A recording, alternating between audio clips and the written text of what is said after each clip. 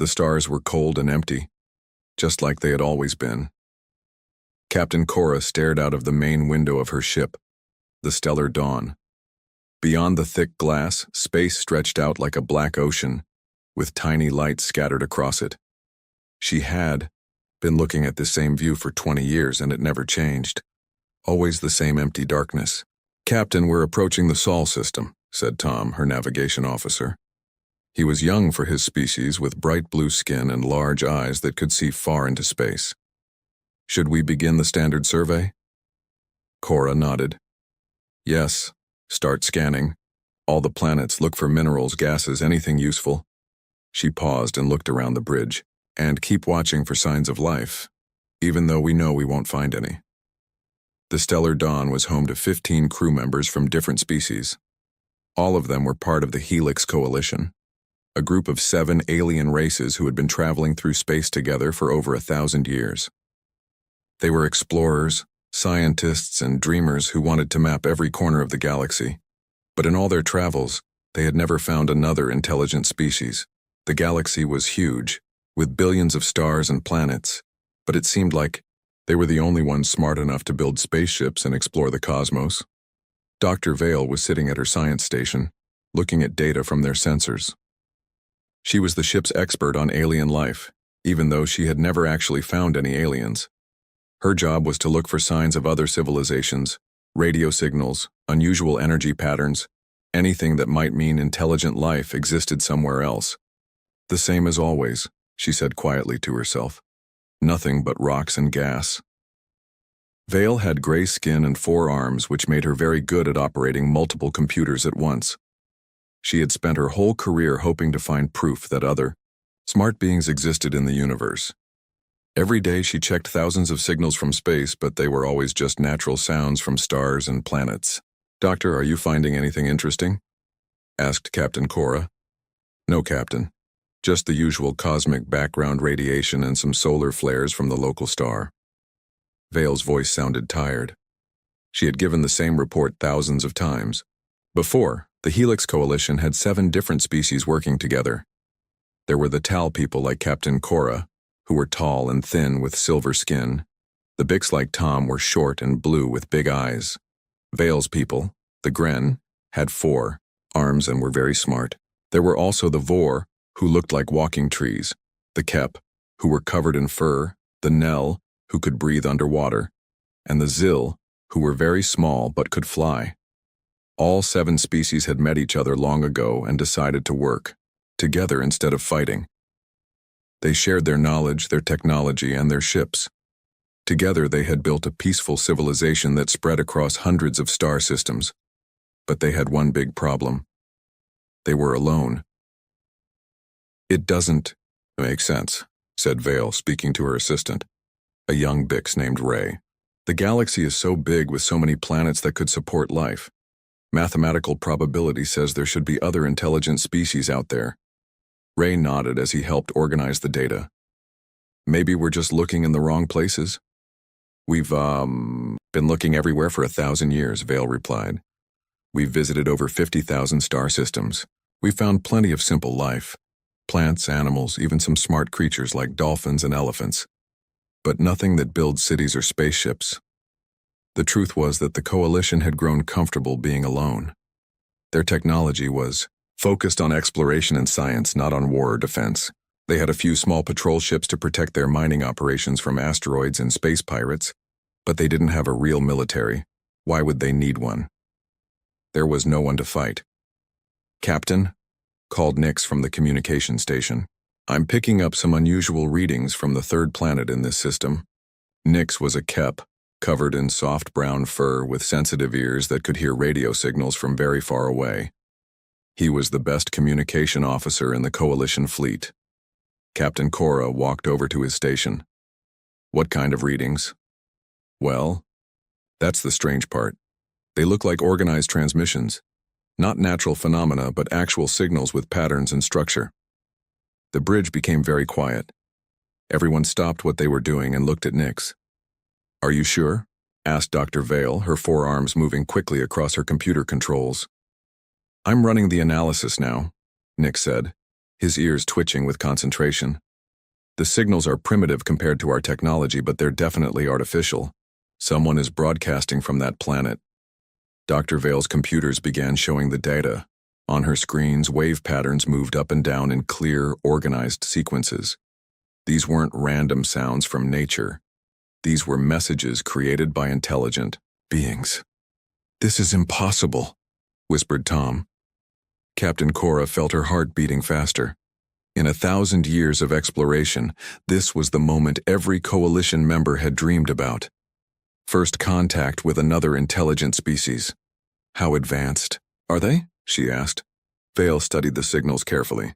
"Based on the frequency and power levels, I'd say they're in the early stages of technological development. Maybe similar to where we were 2,000 years ago.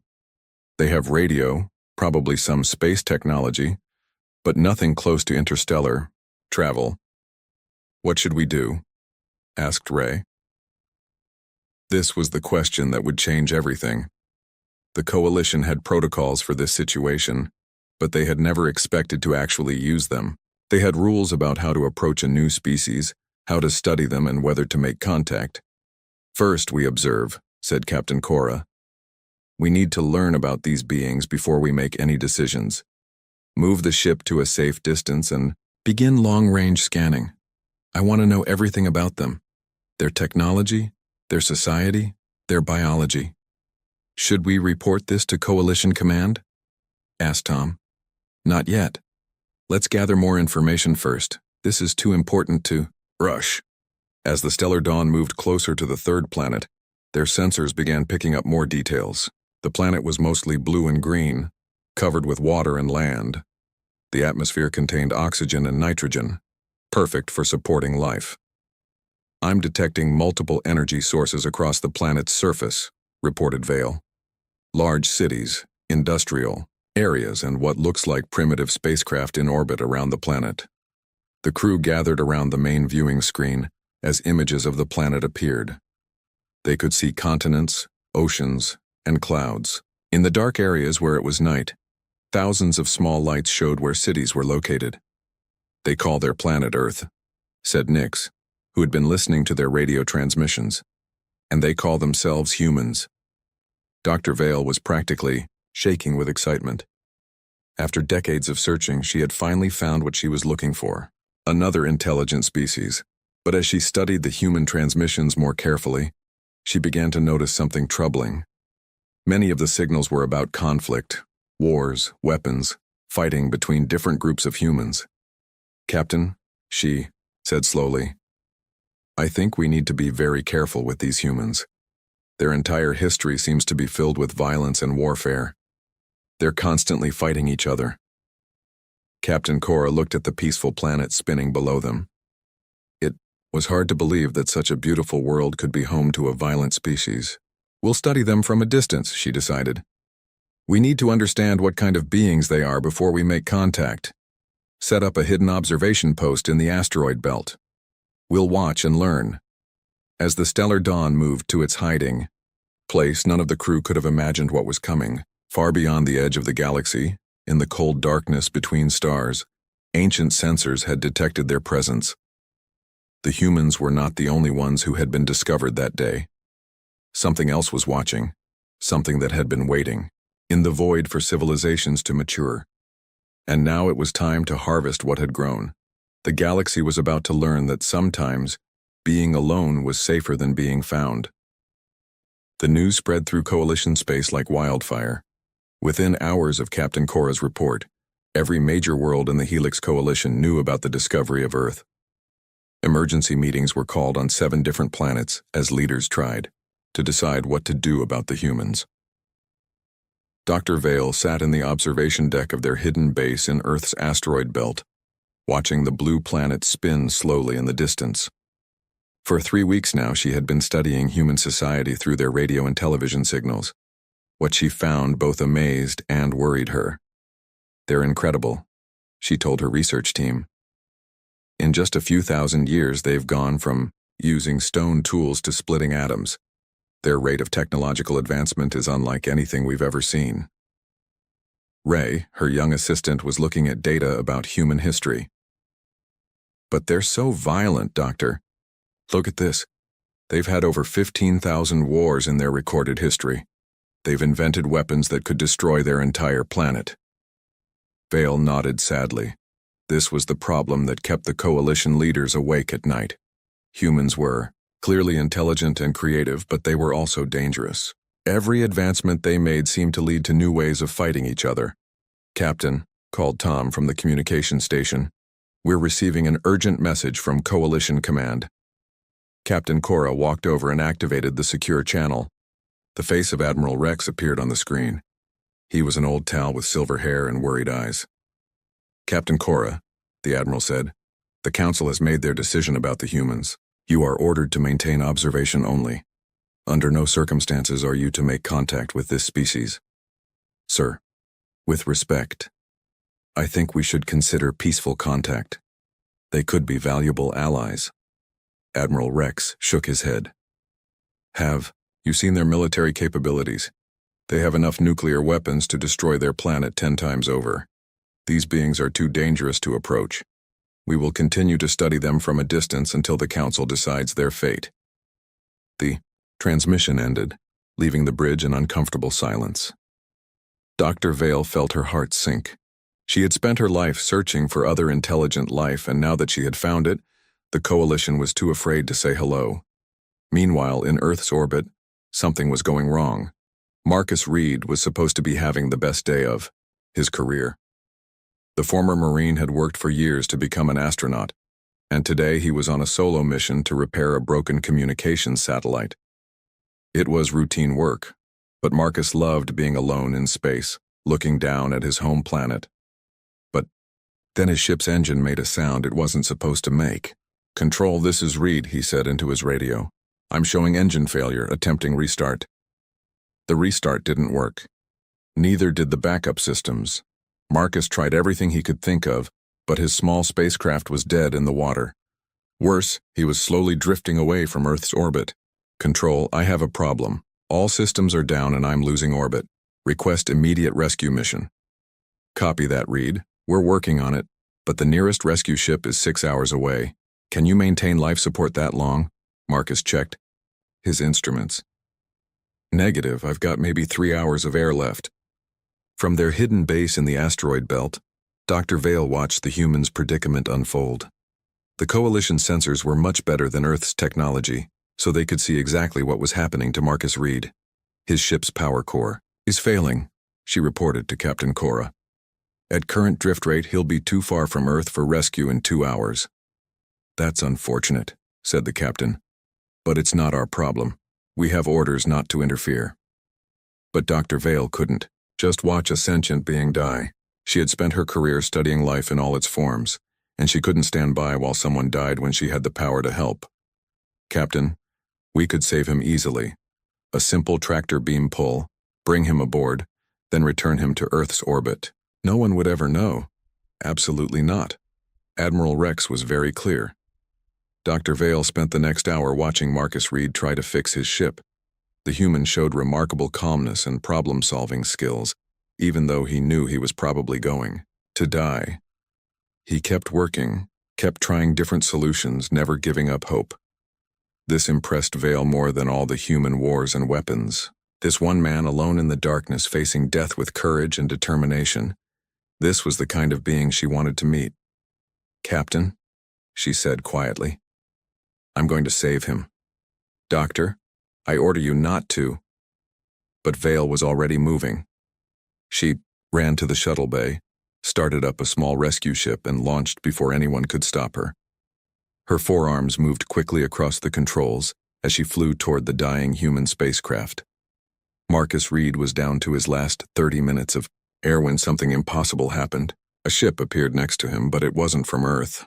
It was sleek and silver, with technology he had never seen before. A gentle blue beam surrounded his ship and began pulling him toward the strange vessel. Marcus tried to call Earth on his radio, but the signal was being blocked somehow. "Unknown ship, this is astronaut Marcus Reed. Please identify yourself." A voice answered him, speaking perfect English but with an accent he couldn't place. "Human Marcus Reed, you are in danger. We are bringing you aboard our vessel to save your life." Please do not be afraid. The next few minutes were like a dream. Marcus's ship was pulled into a cargo bay that was much larger than it should have been. The air around him shimmered as some kind of force field kept the atmosphere inside. When the bay doors closed, Marcus opened his ship's hatch and stepped out onto an alien spacecraft. Dr. Vale was waiting for him. She was nervous. This was the first time anyone in the coalition had met a human face-to-face. Marcus was taller than she expected, with dark skin and intelligent eyes that showed surprise but not panic. "You're not human," Marcus said simply. "No, I am not. My name is Dr. Vale. I am from a species called the Gren, and I am part of an alliance called the Helix Coalition. We have been watching your planet." Marcus looked around the cargo bay, taking in the advanced technology. "How long have you been watching us?" "Only a few weeks since we discovered your signals. But Marcus Reed, I must tell you something important. My people are afraid of your species." "Afraid of us? Why?" Vale's forearms moved nervously. "Because humans are warriors. Your entire history is filled with conflict and violence.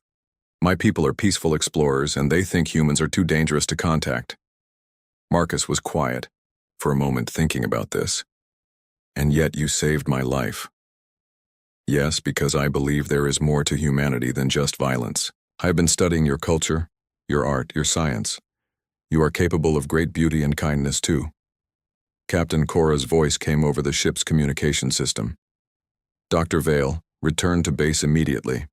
You have violated direct orders." Vale looked at Marcus apologetically. "I have to take you back to Earth's orbit. My captain is very angry with me." As they flew back toward Earth, Marcus asked hundreds of questions about the Coalition, their technology, and their travels through the galaxy. Vale was impressed by how quickly he understood complex concepts and how curious he was about everything. "Your species learns very fast," she observed. "We have to," Marcus replied. "On Earth, if you don't adapt quickly, you die. That's probably why we seem so violent to you. We've had to fight to survive for millions of years."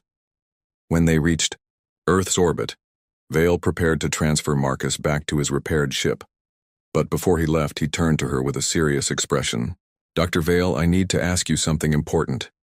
Are there other species out there besides yours? Other threats we should know about?"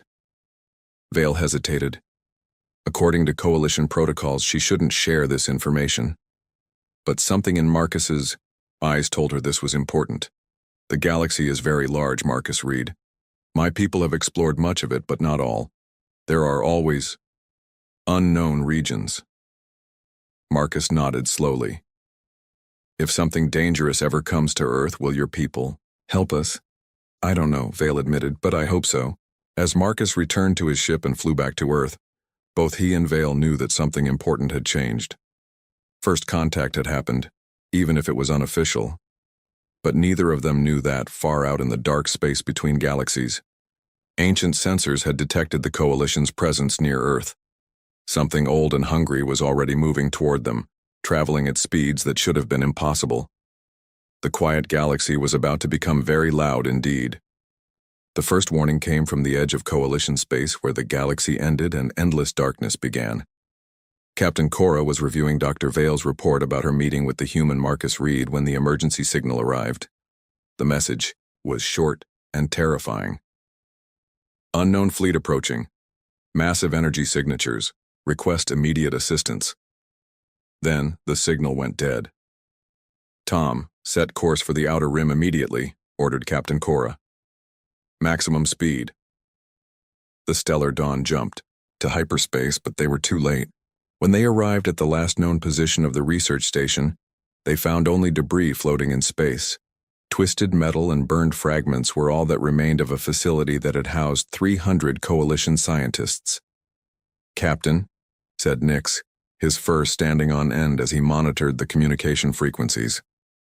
"I'm picking up a transmission. It's not Coalition code." The main screen activated, showing a figure that made everyone on the bridge step backward. The being was tall and covered in dark metal armor. Its face was hidden behind a mask that glowed with red light. When it spoke, its voice was cold and mechanical. "People of this galaxy, You have lived in ignorance for too long. We are the Dominion, and we have returned to claim what is ours. You have grown soft and weak during our absence.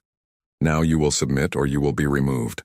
The transmission showed images of massive ships, each one larger than an entire coalition city.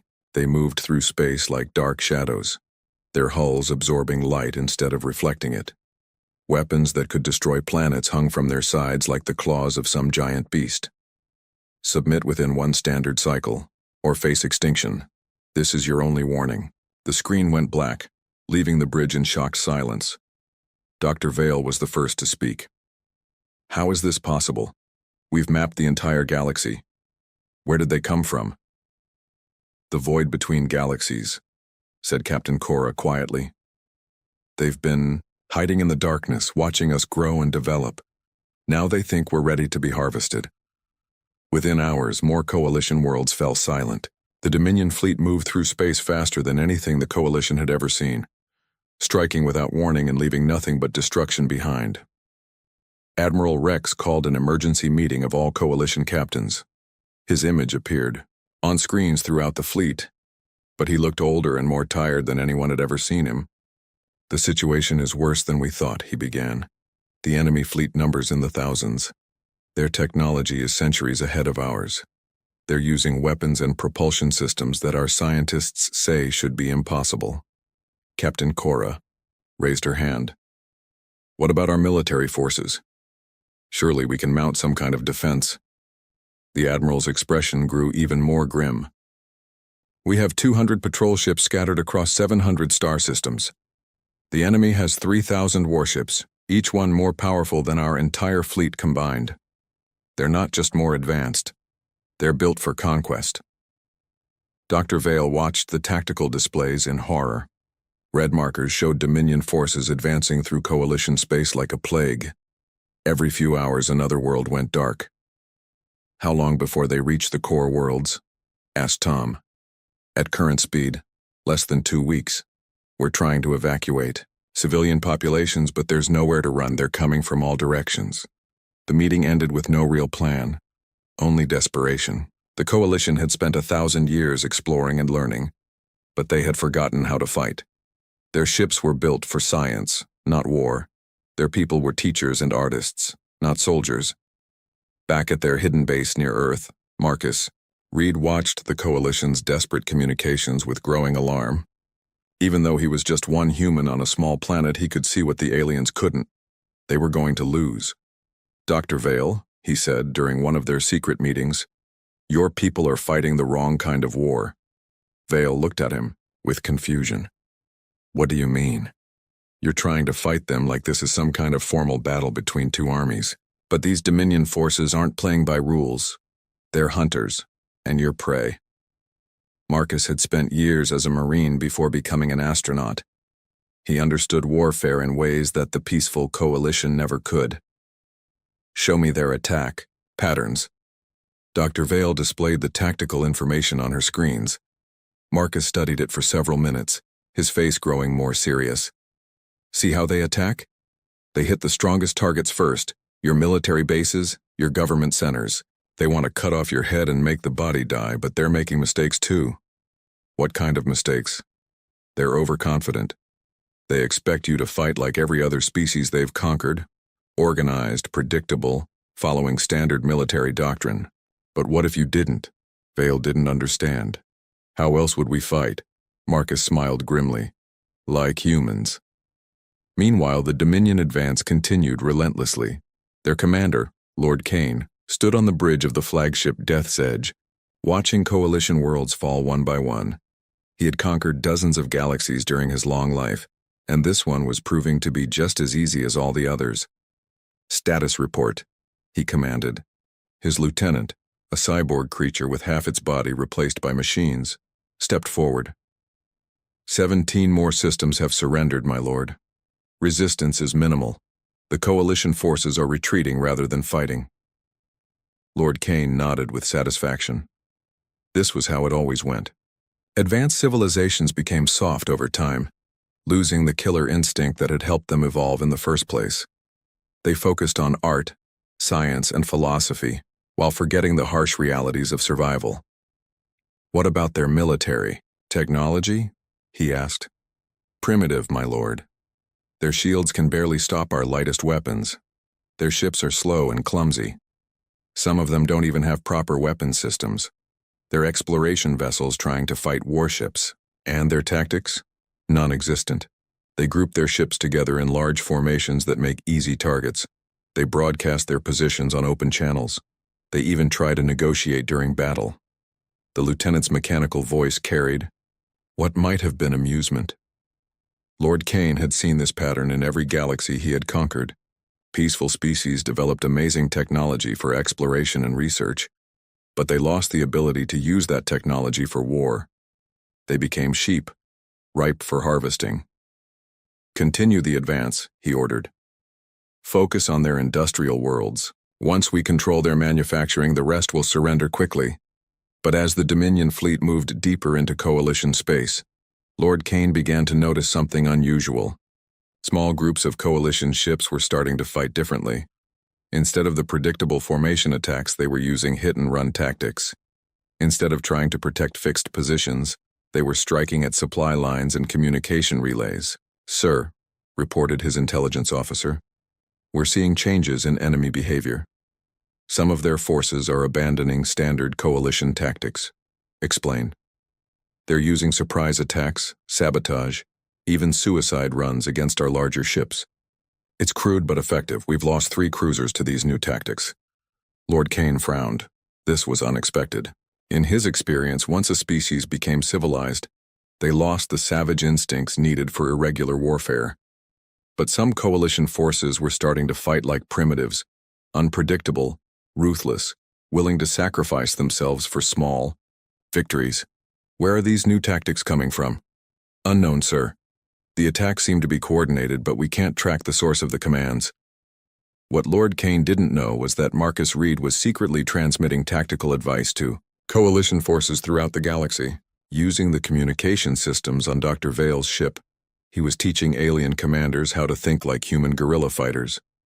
"Don't fight their strength," he told Captain Cora during one encrypted transmission. "Hit them where they're weak. Destroy their supply ships, attack their communication arrays, make them afraid to spread out their forces." Captain Cora was skeptical at first. "These tactics seem dishonorable." "Honor won't save your people," Marcus replied bluntly. "The Dominion isn't interested in fair fights. They want to wipe you out. Sometimes you have to fight dirty to survive." Dr. Vale watched as Coalition forces slowly began to adopt human-style warfare. It went against everything their peaceful culture had taught them, but it was working. Dominion losses were mounting, and their advance was slowing. But even with these new tactics, the Coalition was still losing. The enemy simply had too many ships, too much firepower. They needed something more, something the Dominion would never expect. "Marcus," said Dr. Vale during one of their planning sessions, "what would your people do if Earth was attacked by such a force?" Marcus was quiet for a long moment, staring out at the stars. "We'd fight with everything we had. Every man, woman, and child would become a soldier. We'd use every weapon we could build, steal, or improvise. And if we couldn't, he turned to look at her, we'd make sure the enemy paid such a high price that they'd never want to fight humans again." Dr. Vale felt a chill run through her body. She was beginning to understand why her people were afraid of humans. They weren't just violent. They were willing to do anything to survive. "Would Earth help us fight the Dominion?" she asked. Marcus considered this carefully. "Maybe. But first you'd have to officially ask for help. And you'd have to be prepared for what that means." "What does it mean?" "It means your peaceful galaxy is about to learn how humans really fight." The message that changed everything arrived on Earth at exactly 3:47 a.m., Greenwich Mean Time. Marcus Reed sat in the secret communication room he had built in his garage, talking to Dr. Vale through encrypted channels. The Coalition was losing, badly. 3 more worlds had fallen just that day, and the Dominion fleet was only 5 days away from the core systems. "Marcus," Dr. Vale said, her forearms moving frantically across her controls. "We need to make an official request." Captain Cora has convinced Admiral Rex that we need Earth's help. Marcus took a deep breath. This was the moment he had been preparing for. Are you sure about this? Once I send this message, everything changes. Your people won't be able to pretend humans don't exist anymore. We're going to die anyway if we do nothing. At least this gives us a chance. Marcus activated his transmitter and sent a coded message to every major government on Earth. The message was simple but shocking. This is Marcus Reed, astronaut. Alien invasion coming. Need immediate response from all world leaders. This is not a drill. Within 30 minutes, his phone was ringing. Within an hour, military helicopters were landing in his backyard. Within 6 hours, he was sitting in a secure bunker beneath the Pentagon, facing the most powerful leaders on Earth. General Lisa Torres, head of the U.S. Space Command, stared at the proof Marcus had provided. Video recordings of coalition ships, tactical data about the Dominion fleet, and star charts showing the invasion route. So let me understand this correctly, she said in her calm, professional voice. There's a galactic government of peaceful aliens, and they're being wiped out by space conquerors who are heading toward Earth next. That's correct, General. And these friendly aliens want our help to fight off the bad guys? Yes, ma'am. General Torres looked around the room at the other military leaders. Gentlemen, ladies, we're looking at either the biggest hoax in history or the most important moment in human civilization. The President of the United States leaned forward. Assuming this is real, what are we dealing with? How much time do we have? Marcus activated the holographic display Dr. Vale had given him. Images of Dominion warships filled the room. There, dark hulls bristling with weapons that could crack planets. The enemy fleet has about 3,000 ships. Each one is roughly the size of a city, and armed with weapons that make our nuclear missiles look like firecrackers. They'll reach coalition space in 4 days, and if they win there, Earth is next. The room fell silent as world leaders absorbed this information. What about our new alien friends? Asked the British Prime Minister. What can they contribute to the fight?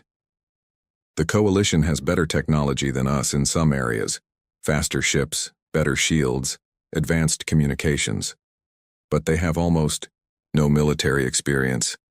They've been peaceful for over 1,000 years. General Torres smiled grimly. While we've been fighting wars for our entire existence. Exactly. They're like a university professor trying to fight a gang of street thugs. Smart, but completely unprepared for real violence. Within hours, a decision was made that would have seemed impossible just days before. Every nation on Earth began mobilizing for interstellar war. Old enemies became instant allies as humanity faced the possibility of extinction. The response was swift and terrifying in its efficiency. China began retrofitting their nuclear arsenal with coalition shield technology that Marcus provided. Russia started mass-producing modified spacecraft using hybrid human-alien designs. The United States recalled every soldier, sailor, and pilot from around the world. But it was more than just the military response that impressed Dr. Vale as she watched from her hidden base. It was how quickly human society transformed itself. Factories that made cars began producing spacecraft. Scientists who studied medicine started designing weapons. Even children were learning basic military skills. In schools, just in case the adults failed to protect them. I don't understand, Dr. Vale told Marcus during one of their conversations. How is your species doing this so fast? It would take the coalition years to organize such a response. Marcus looked out at the Earth below, where lights burned in. Every city as humans worked around the clock to prepare for war. Because we've always known this day might come, he said simply. Every human grows up understanding that someday, someone might try to destroy us. We've been preparing for this. Fight our whole lives, even if we didn't know it would come from space. General Torres took command of the Unified Earth Defense Force, coordinating with coalition officers who had been secretly brought to Earth. She was amazed by the aliens' advanced technology, but horrified by their complete lack of military thinking.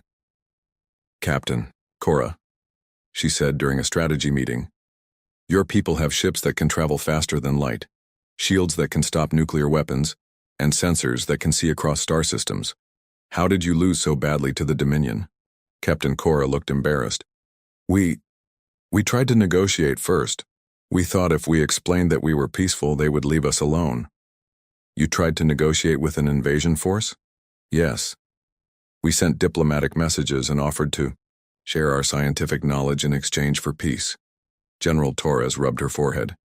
Captain, rule number 1 of warfare. When someone attacks you, they're not interested in talking.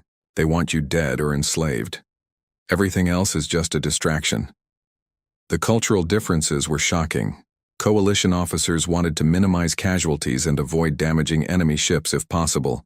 Human commanders wanted to kill as many enemies as quickly as possible before they could kill humans. You're thinking like this is a police action, General Torres explained to a group of coalition captains. This is war. The goal isn't to arrest the bad guys or teach them a lesson. The goal is to make them stop existing. Dr. Vale watched these strategy sessions with growing amazement and fear. Humans approached warfare like scientists approached research, methodically, creatively, and without emotional attachment to conventional thinking. What if we use their own weapons against them? Suggested Colonel James Park, a human tactical expert. These Dominion ships are networked together for coordination. If we can hack their systems, impossible, said a coalition technical officer. Their security protocols are too advanced. For you, maybe, said Dr. Sarah Kim, a human cyber warfare specialist. But you're thinking like people who follow rules. Hackers don't follow rules. As the days passed, something incredible began to happen. Coalition ships started arriving at Earth, carrying refugees and the remnants of their military forces. Instead of the primitive planet they expected to find, they discovered a world transforming itself into a fortress. Orbital weapons platforms were being constructed at impossible speed. Human engineers had somehow figured out how to mass-produce coalition shield generators. The space around Earth buzzed with activity as two species worked together to prepare for the fight of their lives. Tom, the young coalition navigator, stood on the observation deck of a human space station, watching Earth's moon. The humans had built weapons on its surface that could destroy entire fleets. How did they do all this so fast? He asked Dr. Vale. Because they never stopped preparing for war, she replied. While we were exploring and learning, they were fighting and adapting. Every human invention, every piece of technology, can be turned into a weapon if necessary. On Earth's surface, factories worked day and night. But it wasn't just weapons they were producing. Human creativity was finding ways to combine coalition technology with human tactics in ways that neither species had imagined alone. Look at this, said Marcus, showing Dr. Vale a new type of fighter craft. We took your shield technology and put it on our fastest jets. Now we have ships that can fly inside enemy formations and attack from within their own defenses. That seems very dangerous for the pilots. Marcus grinned. Humans volunteer for dangerous missions. Some of our best pilots are lining up to fly. Suicide runs against Dominion command ships. Dr. Vale felt that familiar chill. She was beginning to understand that humans didn't just fight to win. They fought with the intensity that bordered on madness. As the Dominion fleet approached the solar system, Lord Kane received reports that confused him. Long-range sensors showed Earth surrounded by an impossible number of defensive installations. The primitive planet he had expected to find was bristling with weapons and shields. How many ships does this species have? He asked his intelligence officer. Unknown, sir. Our sensors are detecting thousands of energy signatures, but many of them don't match any known ship designs. And their technology level? Also unknown. They seem to be using a combination of primitive and advanced systems. Some of their weapons appear to be nuclear-based, but they're combined with shield technology we've only seen from the Coalition. Lord Kane stared at the tactical display. In all his centuries of conquest, he had never seen anything like this. A single planet that had somehow become a military fortress in less than a week. Sir, reported his communications officer, we're receiving a transmission from the planet. Put it through. The face that appeared on the screen was unfamiliar. Not Coalition, but something new. The being had pale skin, dark hair, and eyes that showed no fear, only cold determination. I am General Lisa Torres of the Earth Defense Force, the human said. You have attacked our allies and threatened our world. We are prepared to defend ourselves. Surrender now, or face the consequences." Lord Kane laughed. "One primitive planet dares to threaten the Dominion? You will be destroyed like all the others." General Torres smiled, and Lord Kane felt something he hadn't experienced in centuries. Uncertainty. "We'll see about that," she said, and ended the transmission. The war for Earth was about to begin. The Battle of Sol began at dawn on a Tuesday. Lord Kane's massive fleet dropped out of hyperspace at the edge of Earth's solar system, expecting to find a frightened, primitive world begging for mercy. Instead, they flew into the most sophisticated trap in galactic history. The first surprise came from the asteroid belt, where Marcus Reed and Dr. Vale watched from their hidden base. What the Dominion thought were simple space rocks suddenly came alive with weapons fire. Humans had hollowed out hundreds of asteroids and filled them with nuclear missiles guided by coalition targeting systems. "Contact!" shouted Tom from his station as explosions bloomed across the enemy formation. Direct hits on 12 Dominion cruisers. Lord Kane stood on his command bridge, watching his ships take damage from weapons that shouldn't exist. "How are they hiding military installations? In asteroids?" he demanded. "Unknown, sir. Our sensors show solid rock, but they're definitely firing at us." The second surprise came from Earth's moon. The humans had built massive railguns on the lunar surface, weapons that could throw metal projectiles at nearly the speed of light. When they fired, streaks of light crossed the solar system and punched through Dominion shields like they were paper. "Impossible," Lord Kane's tactical officer reported. "They're using kinetic weapons combined with energy shields. The combination shouldn't work." But it did work, because humans didn't care about what should be possible. They only cared about what could kill their enemies. General Torres coordinated the defense from a command center buried deep beneath Earth's surface. Around her, human and coalition officers worked together, their screens showing the battle unfolding across millions of kilometers of space. "Phase 1 complete," reported Colonel Park. "Enemy formation is breaking up. They're trying to regroup." "Don't let them," ordered General Torres. "All units begin Phase 2. Let's show them what happens when you threaten Earth." The third surprise was the fighter attack. Dominion sensors detected thousands of small craft approaching at high speed, but these weren't normal fighters. Humans had taken coalition shield technology and built ships around it that could survive impossible maneuvers. Jake Reaper Morgan led the first wave, his fighter screaming through space at speeds that should have killed him. But human pilots had always been crazy, and now they had alien technology to make their insanity even more deadly. "This is Reaper 1 to all fighters," he called over the radio. "Remember, we're not trying to win a fair fight. We're trying to kill everything that moves. No mercy, no quarter." The human fighters dove into the Dominion formation like angry wasps, firing nuclear missiles at point-blank range and using kamikaze tactics that no sane species would attempt. They flew inside enemy ships' shield bubbles, making it impossible for the larger vessels to fire without hitting their own forces.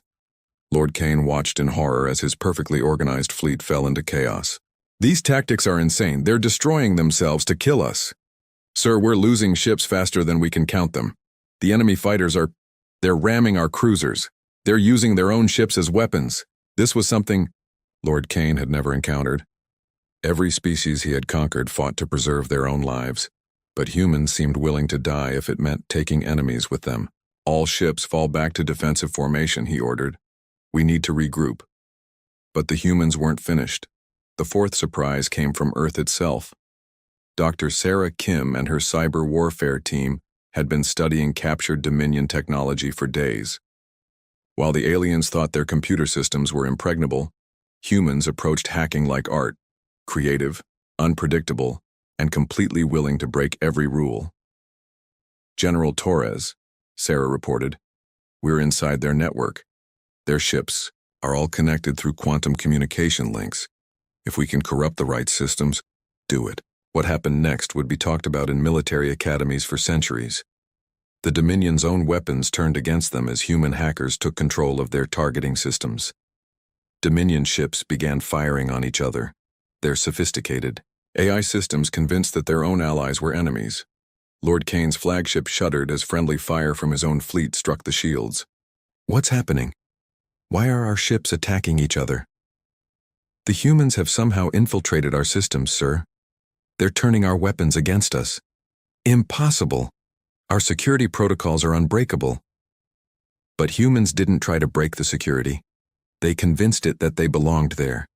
They used social engineering, psychological tricks, and pure creative thinking to make the Dominion computers think the humans were authorized users. As his fleet fell apart around him, Lord Kane finally understood what he was facing. This wasn't just another primitive species ripe for conquest.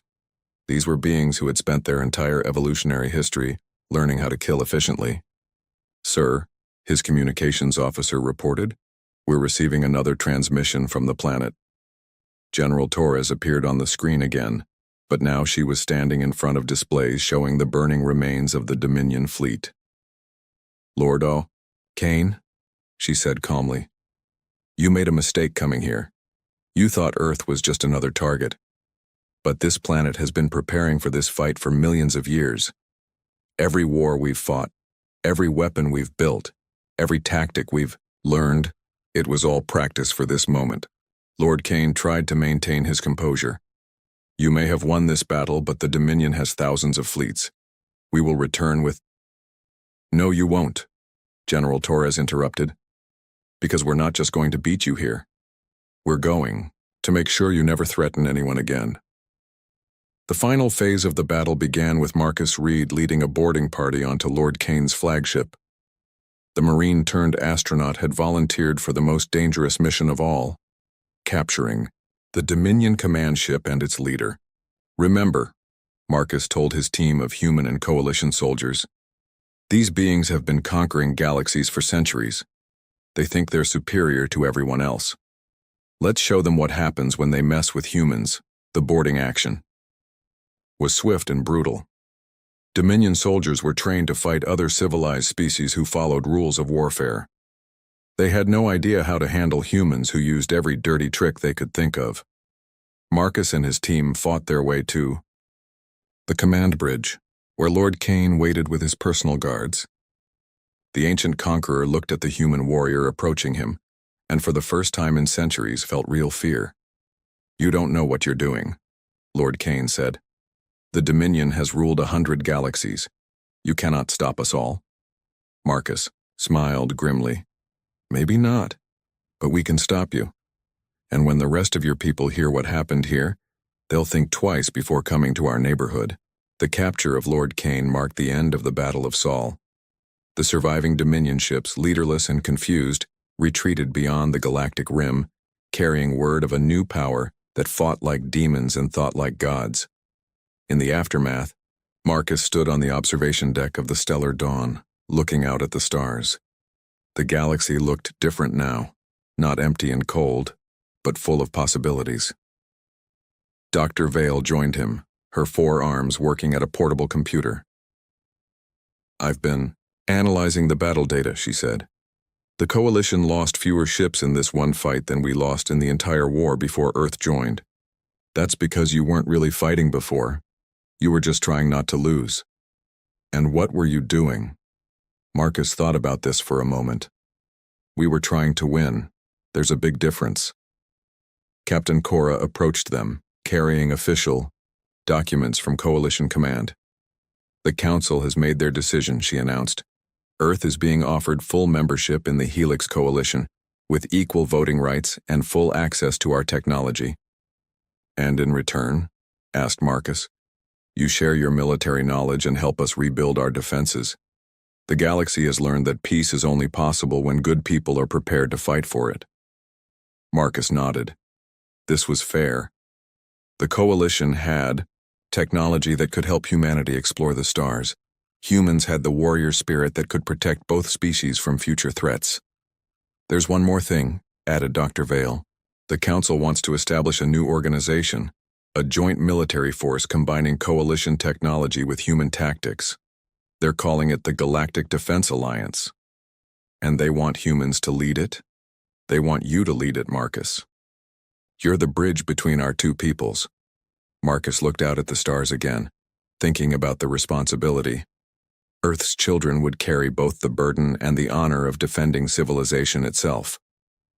"All right," he said finally. "Let's get to work. This galaxy just got a lot more crowded, and we need to be ready for whatever comes next." The age of human isolation was over. The age of galactic protection had begun. And somewhere in the darkness between galaxies, ancient powers that had been sleeping for eons began to stir, drawn by the light of a species that refused to surrender. The massive doors of the Galactic Council chamber opened with a deep rumble that echoed through the vast hall. Inside, 12 different alien species sat in their designated seats, each one representing millions of years of evolution and technological advancement. The chamber itself was a marvel, a perfect sphere floating in space with walls made of transparent crystal that showed the stars beyond. At the center of the chamber stood a holographic display showing a small blue planet. Earth, the newest discovery in their galaxy. Commander Vex stepped forward first. His body was made entirely of metal and circuits, standing 8 feet tall with glowing red eyes. The construct race had replaced their biological bodies with machines thousands of years ago. They never got tired, never felt pain, and could calculate 1,000,000 possibilities in a single second. "Fellow council members," Vex said, his voice sounding like metal grinding against metal, "we have a problem." The other aliens turned their attention to him. Queen Nala of the Hive clicked her sharp mandibles together. She looked like a giant ant, but her mind was connected to billions of other insects across 50 different worlds. When she thought entire planets moved according to her will. "What kind of problem?" asked Priest Kale of the Altari. He was 12 feet tall with blue skin that seemed to glow from within. His people had developed psychic powers so strong they could move mountains with their thoughts and read minds from across space. Vex pointed to the hologram of Earth. "This planet has achieved space travel. According to galactic law, we must evaluate them for membership in our council." A sound like wind chimes filled the chamber. It came from the wisps, beings made of pure energy who looked like glowing clouds. They had no solid bodies and could travel through space at the speed of light. "Why is this a problem?" their voice whispered through the air. "Because," said Council Leader Thane, rising from his throne, "they are primitives." Thane was ancient, even by galactic standards. His reptilian race had ruled the galaxy for over 10,000 years. His scales were deep green, and his yellow eyes had seen the rise and fall of countless civilizations. When he spoke, everyone listened. "Show them the data," Thane commanded. The hologram changed to show detailed scans of human beings. The aliens studied the information with growing amusement. "Look at this," laughed Captain Reek of the aquatic race. His fish-like body was covered in scales that could survive in the deepest oceans. "They can only live for maybe 100 years. We live for thousands. Their bodies are so weak," added General Stone of the Rock People. His body looked like it was carved from granite and bullets bounced off his skin like raindrops. "A single punch from any of us would kill them. They have no psychic abilities at all," observed Priest Kale, shaking his large head. "Their minds are completely closed. They cannot even speak to each other without making sounds with their mouths." "No energy manipulation," whispered the wisps. "They cannot even see the cosmic forces that flow through all things." Queen Nala's compound eyes studied the data carefully. "They fight among themselves constantly. Wars, violence, destruction. They have not achieved the peace that comes with true evolution." "Their technology is basic," said Vex, his mechanical voice showing slight disdain. "Chemical rockets, primitive computers, weapons that fire metal projectiles. We mastered these things millions of years ago." Captain Reek swam in a circle inside his water-filled chamber. "They cannot even survive in space without bulky suits and life support systems. We can travel through the vacuum of space with our bodies alone. And yet," said Thane slowly, "they have achieved interstellar travel. They have built ships that can cross the void between stars. By our own laws, written 10,000 years ago, any species that reaches the stars must be given the chance to prove their worth." The chamber fell silent. Everyone knew the law. It had been created to ensure that no potentially valuable species was overlooked. In the past, it had led to the discovery of 3 races that became valuable members of the galactic community. Surely, said Dr. Mind of the Brain Race, his massive head pulsing with visible thoughts, we can make an exception. My people can process information 1,000,000 times faster than these humans. I can solve mathematical problems that would take them years in a few seconds. The law is clear, Thane replied firmly.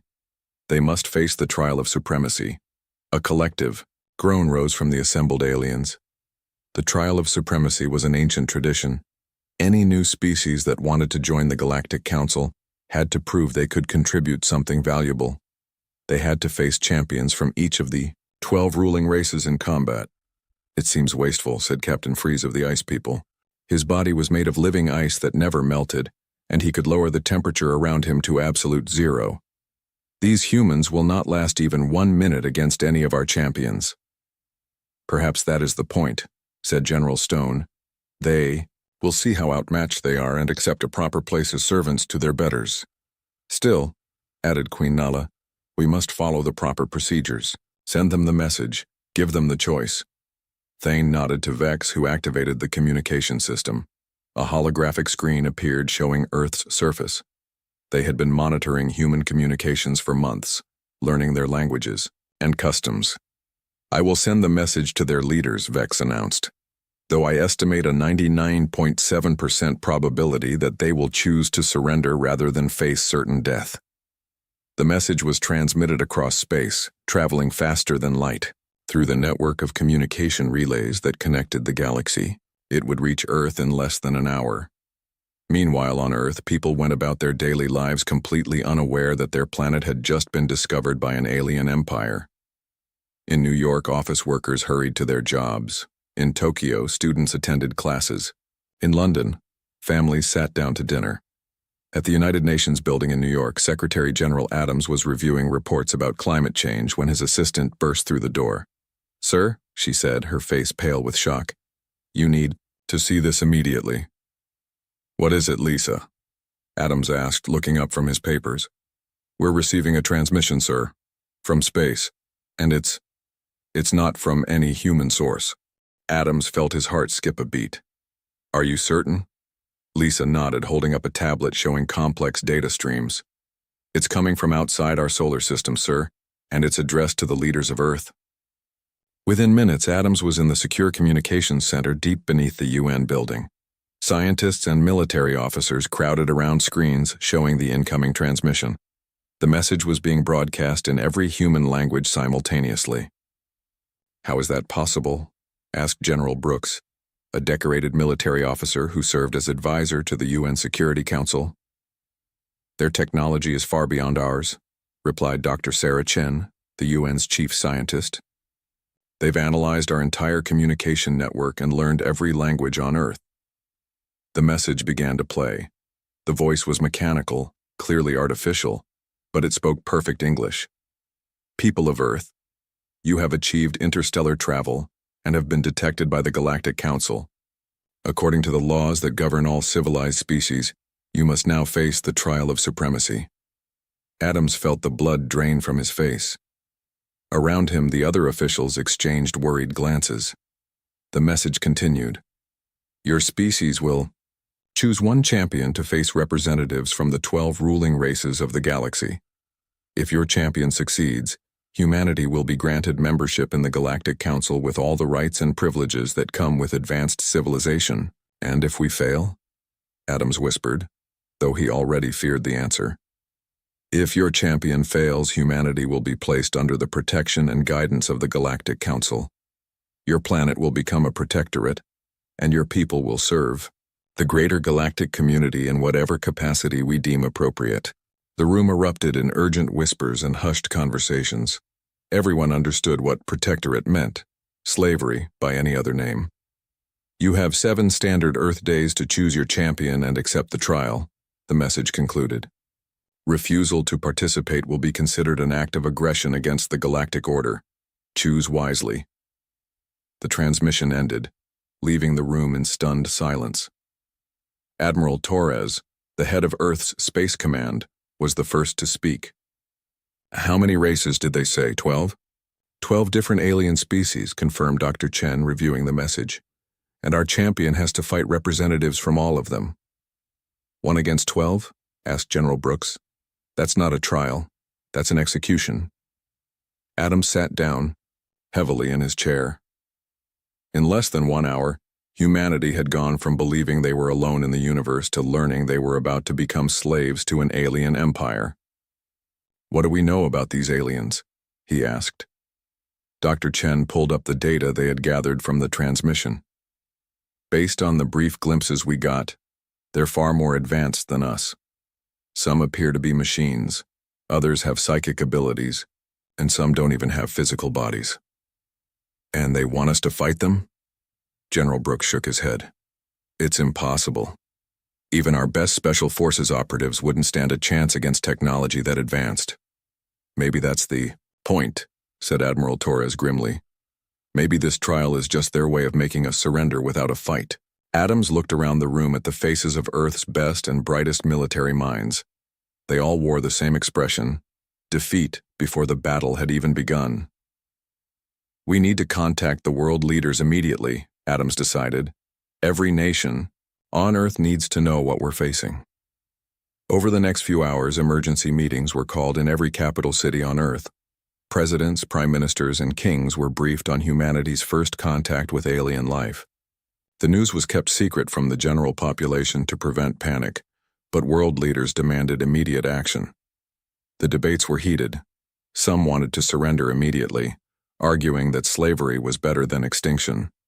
Others wanted to fight, even if it meant certain death. A few suggested trying to negotiate, though no one knew how to contact the aliens to ask for different terms. As the arguments raged, one thing became clear: humanity had to choose a champion. But how do you choose one person to fight 12 aliens who were more advanced than anything Earth had ever imagined? The clock was ticking, 6 days and counting. In the depths of space, the members of the Galactic Council watched Earth's communications with mild interest. As expected, the humans were panicking. Their primitive governments were arguing among themselves, unable to make a decision. "See?" said Captain Freeze. "They are not ready for galactic society. They cannot even unite their own planet in the face of this challenge." "Perhaps," mused Thane, "but they have not surrendered yet. That shows some spirit, at least." "Spirit will not help them against our champions," declared General Stone. "I could crush their strongest warrior with one hand." "We shall see," said Thane. "We shall see." But even as the aliens dismissed humanity's chances, none of them truly understood what they were dealing with. They had evolved beyond the need for desperate measures, beyond the experience of fighting when victory seemed impossible. They had forgotten what it meant to be mortal, to face death, and to choose to fight anyway. They were about to learn. The war room beneath the Pentagon had never seen so many important people at once. Representatives from every major military power on Earth sat around a massive table, their faces grim under the harsh fluorescent lights. Maps covered the walls, but none of them showed Earth's enemies. They showed the impossible task ahead. General Brooks stood at the head of the table, pointing to a large screen displaying what little information they had about the alien races. "We've had our best analysts working around the clock," he began. "The situation is worse than we initially thought." Admiral Torres leaned forward in his chair. The weathered naval officer had commanded fleets in 3 different wars, but nothing had prepared him for this. "How much worse?" "Each alien race has mastered warfare in ways we can barely understand," Brooks replied. "The constructs, those machine beings, they've replaced their entire bodies with weapons and armor. Our bullets would bounce off them, like paper balls." Colonel Martinez, representing the Latin American forces, shook his head. "What about the psychic ones, the blue giants?" "The Altari," Brooks confirmed, reading from his notes. "They can read minds, move objects without touching them, and some reports suggest they can kill with a thought. Our champion wouldn't even need to get close. They could destroy his brain from across a battlefield." The room fell into uncomfortable silence. Everyone knew they were discussing someone's death sentence. "There has to be something," insisted General Petrov from Russia. "Some weakness, some advantage we can exploit." Dr. Webb, Earth's leading military strategist, adjusted his glasses nervously. "I've run computer simulations based on every combat scenario I can imagine. The results are always the same: complete defeat within seconds." "What about nuclear weapons?" asked General Kim from South Korea. "Surely we could—" "The trial takes place on their space station," interrupted Admiral Torres. "They control the environment, the rules, everything. This isn't a war. It's an execution disguised as a fair fight." Secretary General Adams had been quiet throughout the meeting, but now he spoke up. "So what are our options? Surrender without a fight?" "That might be the smart choice," said Dr. Webb quietly. "Slavery is still better than extinction." "No," the voice came from the back of the room. Everyone turned to see a man in simple military fatigues standing near the wall. He had been so quiet that most people had forgotten he was there. "Captain Miller," said General Brooks with surprise. "I didn't expect you to speak up." Jake Miller stepped forward into the light. He was not an impressive man to look at. Average height, brown hair starting to show gray at the temples, a face marked by too many years and too many wars. His uniform had no fancy decorations, no medals for heroism. He looked like any soldier you might pass on the street. "With respect, sir," Miller said calmly, "I think you're all looking at this wrong." "Oh?" Admiral Torres raised an eyebrow. "And how should we be looking at it, Captain?" Miller walked to the front of the room, his boots clicking on the polished floor. "You're trying to figure out how to beat them at their own game, how to be stronger, faster, smarter. But that's not how humans win fights." General Petrov leaned back in his chair. "Then how do humans win fights, Captain?" "By being human," Miller replied simply. The room erupted in confused murmurs. Dr. Webb adjusted his glasses again. "I'm not sure I understand what you mean." Miller looked around the room at all the important faces staring at him. "How many of you have ever been in actual combat? Not commanding from headquarters, not planning from safe rooms, but actual fighting?" A few hands went up reluctantly. Most of the people in the room were planners, strategists, politicians. They knew about war, but they had never walked through it. "I've been fighting for 15 years, Miller continued. "Iraq, Afghanistan, Syria, Ukraine. I've been shot at, blown up, stabbed, and left for dead more times than I care to count. And you know what I learned?" "What?" asked Adams quietly. "The enemy always has better equipment. Always. They have more men, more guns, more money, more everything. If wars were won by whoever had the best stuff, I'd have been dead 10 years ago." Colonel Martinez nodded slowly. "So how do you win when you're outgunned?" "You don't try to match their strengths," Miller explained. "You use their strengths against them. You make them think they've already won, then you hit them where they don't expect it." General Brooks frowned. "But these aliens aren't human enemies. They're far more advanced than anything we've ever faced." "That's exactly the point," Miller said, his voice growing more confident. "They're so advanced that they've forgotten what it's like to fight dirty. They've forgotten what desperation looks like." Admiral Torres was beginning to look interested. "Go on." Miller pointed to the screen showing the alien data. "Look at them. Really look. The machine race, they've been machines for thousands of years. When was the last time they had to improvise to fix something with spare parts and prayer? The psychic ones, they've been reading minds for millennia. What happens when they face a mind that doesn't think like theirs?" "You're suggesting we can confuse them?" asked Dr. Webb. "I'm suggesting they've never fought anyone like us," Miller replied. "They've evolved past the need to struggle. They don't know what it's like to fight when you know you're going to lose." General Kim shook his head. "That sounds like suicide with extra steps." Miller smiled grimly. "Maybe. But I've been walking that line my whole career. Every battle I've ever won, I was supposed to lose. Every enemy I've ever defeated had better weapons, better training, better everything. But they all had one weakness." "Which was?" Adams asked. "They expected to win." The room was quiet now, everyone focused on Miller's words. "These aliens, they're used to being superior. They're used to their technology solving problems, their psychic powers overwhelming enemies, their perfect coordination winning battles before they start. But what happens when none of that works? What happens when someone keeps fighting even after they should be dead? Colonel Martinez was nodding slowly. You think you can survive long enough to find their weaknesses? I think I can do what every human soldier has done since the beginning of time, Miller said. I can refuse to quit. Admiral Torres studied Miller carefully. Captain, do you understand what you're volunteering for? This isn't like any battle you've ever fought. These beings can kill you with a thought. Sir, I've been in plenty of battles where I should have died. The trick isn't avoiding death, it's making sure the other guy goes first. Dr. Webb was shaking his head. The computer models show. The computer models don't account for chaos, Miller interrupted. They don't account for unpredictability. They don't account for someone who's been trained since birth to fight impossible odds. Trained since birth? Asked General Petrov. Miller looked around the room again. Every human who's ever lived has been fighting a war against extinction. We're born into bodies that break down, minds that can be hurt, a world that's trying to kill us every day. We learn to fight before we can walk. We adapt or we die. He pointed to the alien data again. These species, they conquered death long ago.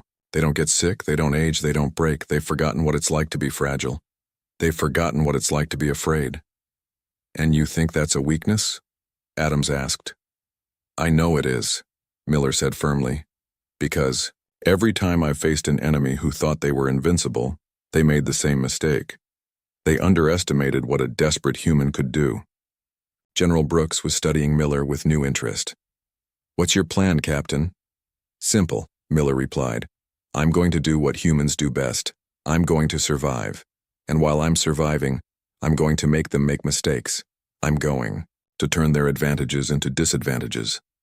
I'm going to show them what happens when superior technology meets human stubbornness. Admiral Torres laughed despite himself. Human stubbornness? That's your secret weapon? Admiral, with respect, human stubbornness is why we're having this conversation instead of still living in caves. It's why we split the atom, why we went to the moon, why we've survived every extinction event this planet has thrown at us. The room was warming to Miller's confidence, but Dr. Webb still looked concerned. Captain, even if you're right about their psychology, the physical differences are enormous. Some of these beings are 12 feet tall. Others are made of pure energy. Size doesn't matter if you know where to hit, Miller said. And energy can be redirected if you know how. I've spent my career learning to turn enemy advantages against them. Give me a week to study these beings and I'll find their weaknesses. Secretary General Adams stood up slowly. Captain Miller, are you absolutely certain about this?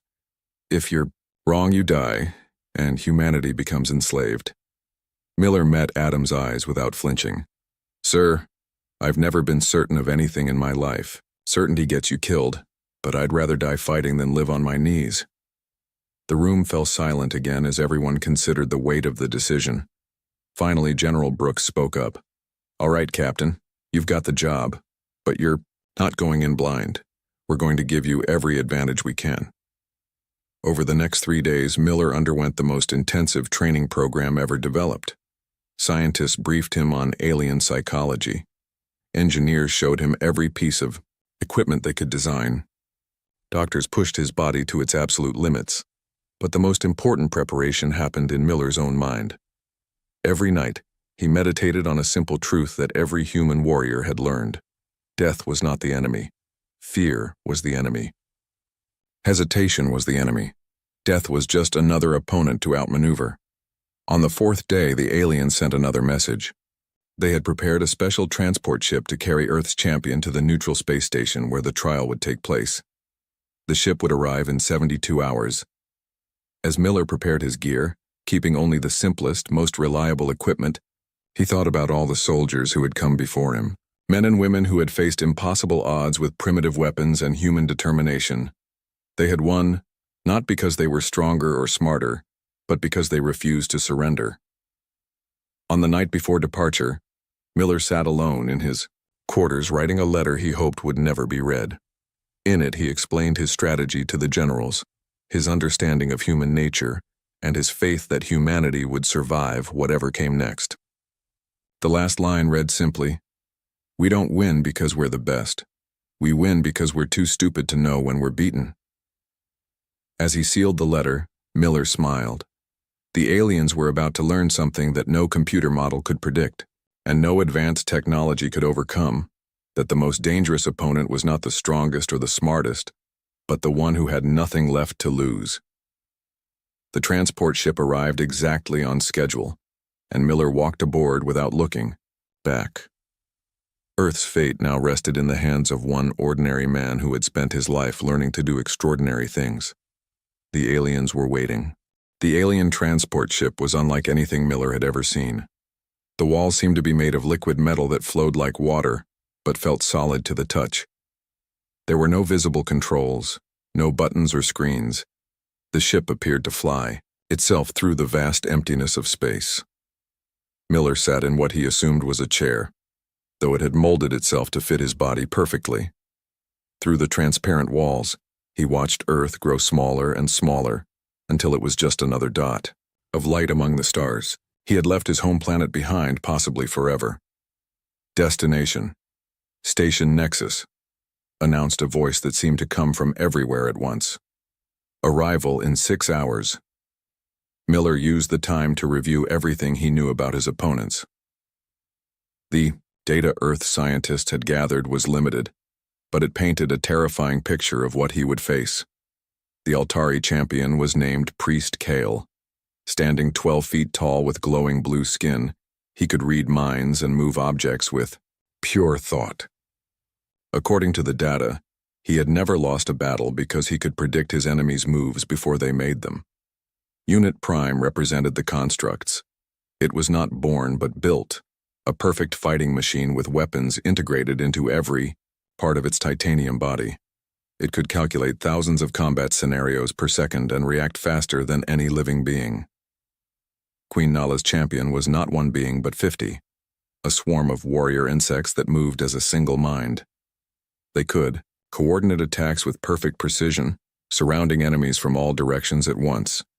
The Wisp champion existed as pure energy. It had no physical body that could be hurt, no flesh that could be cut or bones that could be broken. It could phase through solid matter and strike with concentrated plasma hot enough to melt steel. And there were 8 others, each representing millions of years of evolution and technological advancement. Miller closed his eyes and tried not to think about the impossibility of it all. Instead, he focused on what he had learned in 15 years of combat, that every enemy, no matter how powerful, had weaknesses. The trick was surviving long enough to find them. Station Nexus approaching, the voice announced. Miller opened his eyes and gasped.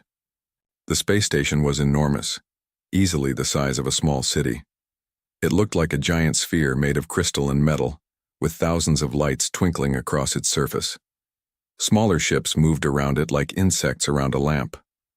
"First, time seeing real galactic architecture?" asked a new voice. Miller turned to see a holographic figure materialize beside him. It looked like a tall, thin alien with silver skin and large black eyes. "I am Coordinator Zix," the hologram said. "I will be managing your stay at Station Nexus." "Managing my execution, you mean?" Miller replied. Zix's expression did not change. "That is entirely up to you, human. The trials are designed to test worthiness, not to guarantee death." "How many species have passed these trials?" "In the last 1,000 years. 3. Miller did the math. "And how many have tried?" 47. "So 44 species failed." 44 species proved unworthy of galactic civilization, Zix corrected.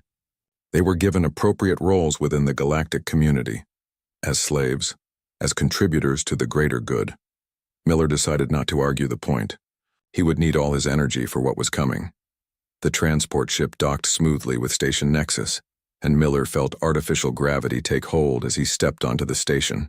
The corridors were massive, clearly designed to accommodate beings, much larger than humans. Everything was clean and sterile, like a hospital built by machines. "Your quarters," Zix announced. leading Miller to a room that was larger than most apartments on Earth. You have 4 hours to prepare before the trials begin. Miller looked around the luxurious space.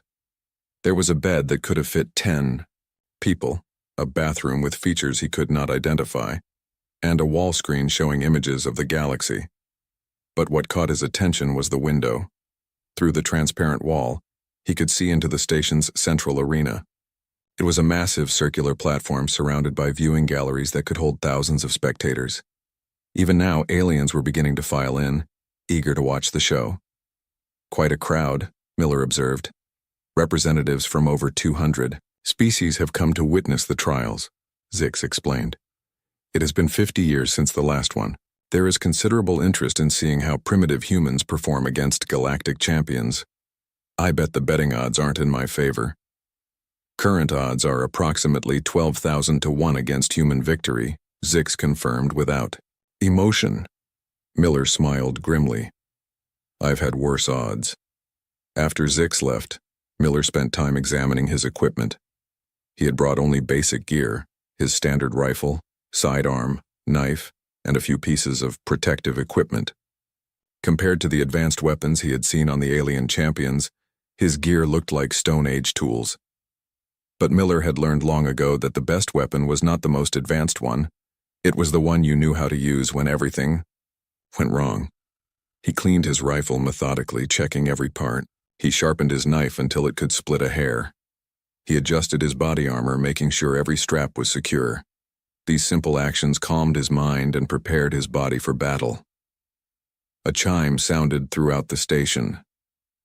Trial participants, report to the arena, announced a voice in dozens of different languages. Miller took a deep breath, picked up his gear, and walked toward his destiny. The arena was even more impressive up close. The fighting platform was 200 feet across, made of some kind of metal that seemed to absorb light. Around it, the viewing galleries rose up like the walls of a coliseum, filled with thousands of alien spectators. Miller walked onto the platform and looked around. He was alone for the moment, but he could see movement in the tunnels that led to the arena. His opponents were coming. The first to emerge was Priest Kale of the Altari. The blue giant moved with smooth grace, his glowing skin making him look like a living statue. When he saw Miller, he stopped and tilted his massive head. Interesting, Kale said, his voice echoing strangely in Miller's mind. Your thoughts are different. Different how? Miller asked, though he suspected he already knew. Chaotic, contradictory. Most minds I encounter are ordered, predictable. Yours is like a storm. Miller smiled. That's what 15 years of combat will do to you. Kale's glowing eyes narrowed. You are not afraid. I'm terrified, Miller replied honestly. But I've learned to work with fear instead of against it. Before Kale could respond, the next champion entered the arena. Unit Prime moved with mechanical precision, its red eyes scanning Miller from head to toe. When it spoke, its voice sounded like grinding metal. Scanning complete. Human designated as minimal threat. Victory probability, 99.97%. What's the other 0.03%? Miller asked. Calculation error, Unit Prime replied seriously. The hive swarm came next, 50 insect warriors moving in perfect formation. They surrounded Miller in a complex pattern, their compound eyes reflecting the arena lights. Queen Nala's voice spoke through all of them at once. We smell your fear, human. It is unusual. Most beings fear death. You fear failure.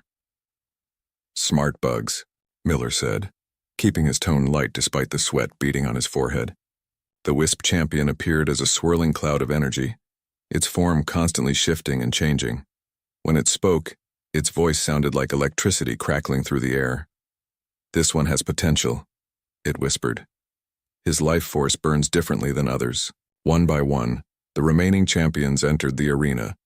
General Stone of the Rock People, whose body looked like it had been carved from a mountain. Captain Mark of the Sea People, moving in a sphere of water that followed him everywhere. Captain Freeze of the Ice People, whose breath turned the air around him into frost. The bird champion Alex flew in circles overhead, his wings cutting through the air with sounds like thunder. The plant champion Root stood silently in one corner, vines and thorns growing from his wooden body. The shadow champion, Dark, seemed to flicker in and out of existence, never quite solid. Finally, the gravity champion, Heavy, entered the arena. The space around him seemed to bend and twist, and Miller felt his boots grow heavier as the being approached. "Impressive crowd," Miller said, trying to keep his voice steady. Above the arena, a floating crystal began to glow. The voice of the arena master filled the space. "Citizens of the galaxy, we gather today to witness the trial of supremacy. The species known as humans has produced a champion to face the representatives of the 12 ruling races." The crowd erupted, in sounds that Miller could not identify. Cheers, roars, clicks, and electronic noises from hundreds of different species. "The rules are simple," the arena master continued. "Combat will continue until only one champion remains standing. The human may use any equipment he has brought. The galactic champions may use their natural abilities and standard weapons." Miller looked around at his 12 opponents. Each one was a living weapon, evolved or created for the sole purpose of combat. They represented the pinnacle of their species' military might. "Any last words, human?" asked Priest Kale, his mental voice carrying a note of curiosity. Miller thought for a moment, then smiled. "Yeah, you guys are about to learn why humans are the most dangerous species in the galaxy." Unit Prime's mechanical voice cut through the air. "Illogical statement. Humans rank 247th in physical strength, 198th in technological advancement, and 156th in psychic ability among known species. That's your first mistake," Miller replied. "You're measuring the wrong things." "Explain," demanded General Stone, his granite voice rumbling like an earthquake. Miller looked up at the thousands of alien spectators watching from the galleries. "You want to know what makes humans dangerous? We're the only species in the galaxy that learned to thrive while dying." The arena fell silent. Even the crowd stopped its noise. "Every human who has ever lived has been in a race against time," Miller continued. "We know we're going to die, so we learn to make every moment count. We learn to fight when we're hurt, to keep going when we're tired, to find hope when everything looks hopeless." He turned to face Unit Prime directly. "You want to know our secret? We're not afraid of losing. We're afraid of not trying." The arena master's voice boomed across the arena. "Let the trial of supremacy begin." The champions began to move, and Miller felt time slow down the way it always did in combat. His training took over, his mind became clear, and his body prepared for the fight of his life. 12 against 1, impossible odds. Certain death. Miller smiled and reached for his weapon. This was going to be interesting. The first attack came from Priest Kale. The massive blue alien raised his hand, and Miller felt something trying to crush his mind like a giant fist. Pain shot through his skull as the psychic assault began. Most beings would have fallen to their knees, their minds shattered by the overwhelming force. But Miller had learned something in 15 years of combat that the Altari had never encountered: how to function through pain. Instead of fighting the psychic attack, Miller let it wash over him. He had been shot, stabbed, and blown up. He had fought battles with broken bones and internal bleeding. His mind had been trained by trauma to keep working even when his body was screaming. Kale's glowing eyes widened in surprise. "Impossible. Your mind should be paralyzed." "My mind has been paralyzed before," Miller grunted, taking a step forward instead of backward. "I learned to work around it." While Kale was distracted by his failed psychic attack, Unit Prime's targeting systems locked onto Miller. The machine's arm transformed into a cannon, and energy began to build in its barrel. But Miller had been watching Unit Prime carefully since entering the arena. The machine was perfect. Too perfect. It calculated every move, analyzed every possibility, and chose the most efficient action. That was its weakness. As the cannon charged, Miller did something that made no tactical sense. He threw himself sideways, not away from the blast, but toward Unit Prime itself. The machine's calculations had not accounted for an enemy charging. directly into danger. The energy blast missed Miller by inches and struck the arena wall instead. Before Unit Prime could recalculate, Miller slammed into the machine's legs, using his full body weight to topple the 8-foot mechanical warrior. Unit Prime crashed to the ground with a sound like breaking metal. "Error," it announced. "Human. Behavior does not match tactical predictions." "That's because humans don't fight tactically," Miller said, rolling away as Unit Prime tried to grab him. "We fight dirty." The hive swarm moved to surround Miller, their coordination perfect as always. 50 insect warriors spread out in a complex pattern designed to attack from every direction at once. Queen Nala's voice spoke through all of them. "You cannot escape us, human. We move as one mind." But Miller had fought insurgents before, enemies who used coordinated group tactics. He had learned that the strength of group coordination could become a weakness if you disrupted the pattern. Instead of trying to fight all 50 insects, Miller focused on the 3 nearest to him. He kicked dirt and debris from the arena floor into their faces, temporarily blinding them.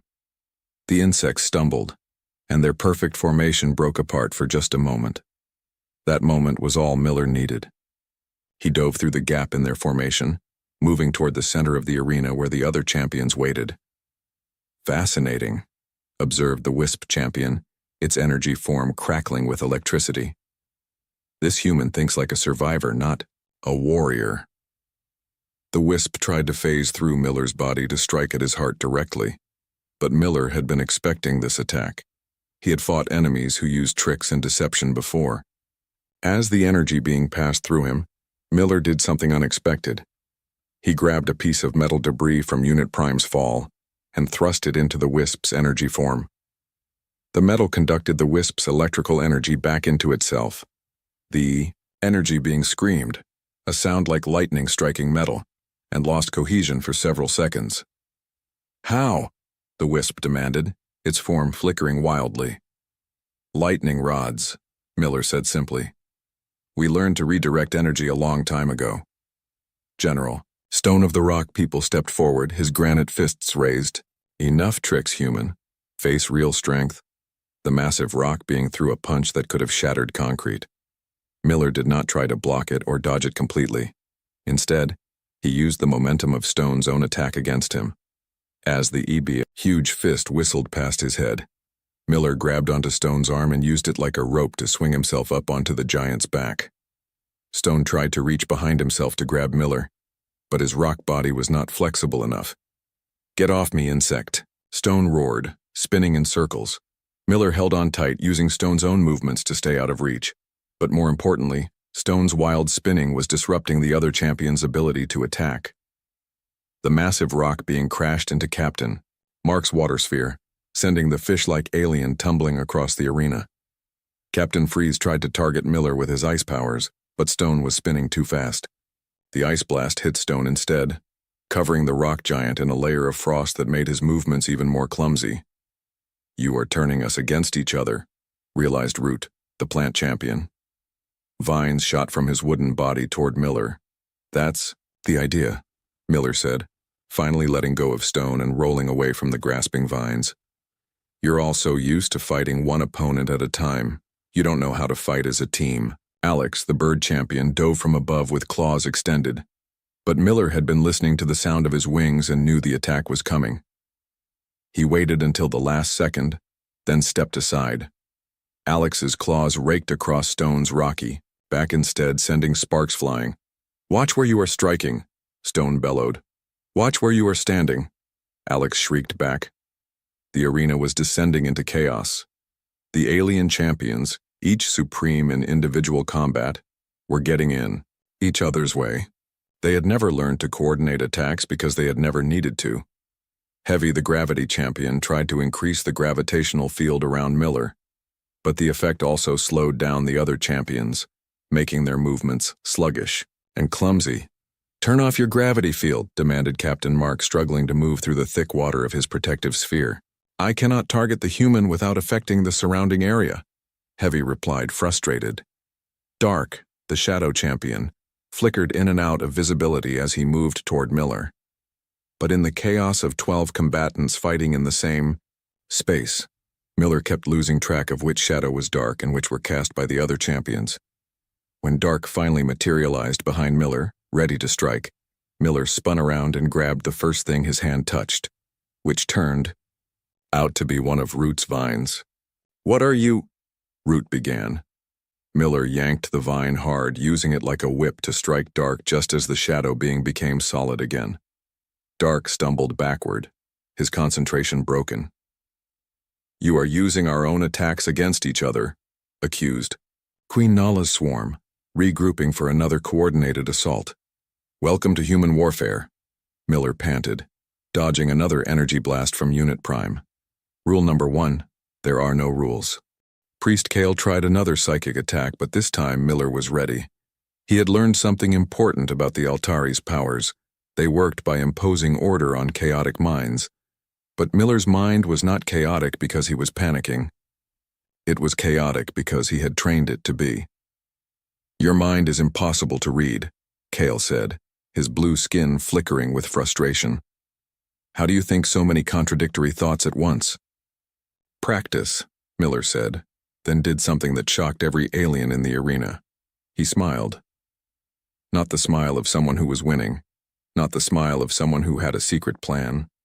It was the smile of someone who had accepted that he was probably going to die and had decided that if he was going down, he was going to make it memorable. That smile froze every alien champion for a split second. They had seen fear before, anger before, desperation before, but they had never seen someone smile while facing certain death. In that moment of hesitation, Miller moved. He had been studying the arena's layout since the fight began, noting every piece of debris, every structural weak point, every potential weapon. Now he put that knowledge to use. Miller grabbed a piece of twisted metal from Unit Prime's damaged cannon and hurled it at one of the energy conduits that powered the arena's systems. Sparks flew as the conduit overloaded. The arena's artificial gravity flickered. The lighting systems flashed on and off. Emergency alarms began to sound throughout the station. "What have you done?" demanded Coordinator Zix's voice over the arena's communication system. "Leveled the playing field," Miller said. In the strobing lights and fluctuating gravity, the alien champion's perfect coordination completely broke down. Heavy's gravity powers went wild, creating pockets of zero gravity and crushing weight throughout the arena. The Wisp's energy form became unstable, crackling wildly in all directions.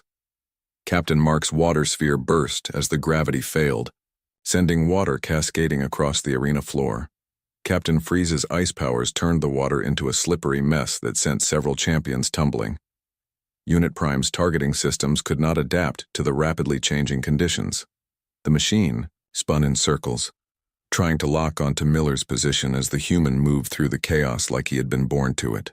"This is madness," roared General Stone, slipping on the ice and crashing into Alex. "This is survival," Miller corrected, using a piece of debris as a shield against Root's thorny vines. The crowd in the viewing galleries was in an uproar. Aliens were pointing and making sounds of confusion and amazement. They had expected to see their champions demonstrate their superiority. Instead, they were watching one primitive human turn their technological and evolutionary advantages into disadvantages. 40 seconds had passed since the fight began. Miller was bleeding from a dozen wounds, his armor was cracked, and his body was screaming with exhaustion. But he was still standing, and half the champions were on the ground or struggling to regain their footing. "Impossible," whispered Priest Kale, his psychic powers useless in the electromagnetic chaos created by the damaged arena systems. "Not impossible," Miller said, breathing hard but still moving. "Just human." The final 10 seconds were a blur of desperate action. Miller used every trick he had learned in 15 years of combat: misdirection, improvised weapons, using the environment against his enemies, and above all, refusing to give up even when victory seemed impossible. When the arena's emergency systems finally restored power and gravity, 11 alien champions lay defeated on the floor. Miller stood alone in the center, swaying slightly but still upright. The arena was completely silent. 50 seconds. That was how long it had taken one human to defeat the combined champions of 12 galactic races. Miller looked up at the thousands of alien faces staring down at him in shock. Then he did something that would be remembered throughout the galaxy. For generations to come, he smiled again. And this time, it was the smile of someone who had just proven that the most dangerous opponent was not the strongest or the smartest, but the one who refused to accept defeat. The silence stretched on for what felt like an eternity. Then, from somewhere in the crowd came a sound that had never been heard in the arena before. Applause. The applause started with a single alien in the back of the viewing gallery. Then it spread like wildfire through the crowd. Thousands of beings from hundreds of different species were clapping, cheering, and making whatever sounds their physiology allowed to express amazement. Miller stood in the center of the arena, swaying slightly from exhaustion and blood loss. His armor was cracked, his rifle was broken, and his body felt like it had been hit by a truck. But he was alive, and he was standing. Around him, the 12 champions of the galactic races slowly picked themselves up from the arena floor. Some were injured, others were simply stunned. All of them were staring at the human who had just accomplished the impossible. Unit Prime was the first to speak, its mechanical voice filled with something that sounded almost like wonder. I have run the calculation 17,000 times. The probability of your victory was 0.003%. How did you achieve this result? Miller wiped blood from his split lip and smiled. I didn't calculate anything. I just did what humans do. I adapted. Priest Kale rose to his full 12-foot height, his blue skin flickering with confused energy. Your mind. I still cannot read it properly. How do you think in such chaotic patterns? 15 years of combat, Miller replied. Every battle teaches you to think faster, change plans quicker, and expect the unexpected. You get good at chaos or you die. The arena master's voice boomed across the arena, though there was uncertainty in its tone. By the ancient laws of the Galactic Council, the human champion has achieved victory in the trial of supremacy. However, this result requires review. A murmur ran through the crowd. In 10,000 years of galactic history, no trial result had ever required review. Review what? Demanded General Stone, brushing ice crystals off his rocky hide. The human defeated us fairly. But he did not. Fight as we expected, protested Queen Nala's swarm. He used deception, turned us against each other, damaged the arena itself. He used strategy, corrected Alex, the bird champion, preening his feathers back into order. Something we had forgotten existed. Captain Mark struggled out of the puddle. That had been his water sphere. The human fought like prey that had become predator. I have never encountered such tactics. Root, the plant champion, extended a vine toward Miller, not in attack but in what appeared to be a gesture of respect. You made us fight ourselves. That requires understanding your enemy better than they understand themselves.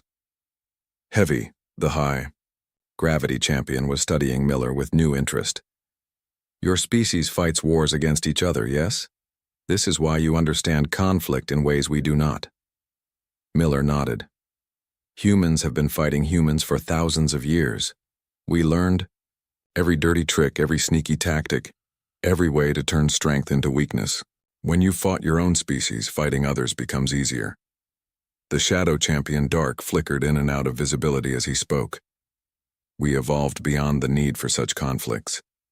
We thought this made us superior. It made you predictable, Miller said simply. You all fight the same way, using your best ability and expecting it to work. But what happens when your best ability becomes a disadvantage? Captain Freeze, still surrounded by a cloud of frost, shook his head slowly. We never considered that possibility. The Wisp champion crackled with unstable energy. This human has shown us something disturbing. We have grown soft. Not soft, Miller corrected. Specialized. You're all perfect at what you do, but perfection can be a trap if you never learn to improvise. Above them, the viewing galleries erupted in excited discussion. Aliens who had lived for thousands of years were seeing something they had never witnessed before. their champions being outthought by a supposedly primitive species. Coordinator Zix materialized as a hologram in the center of the arena. Human Miller, you have created a situation that requires immediate council discussion. Please remain here while the Galactic Council convenes an emergency session. How long will that take? Miller asked. Several hours, perhaps longer. This is unprecedented. Miller sat down heavily on a piece of arena debris.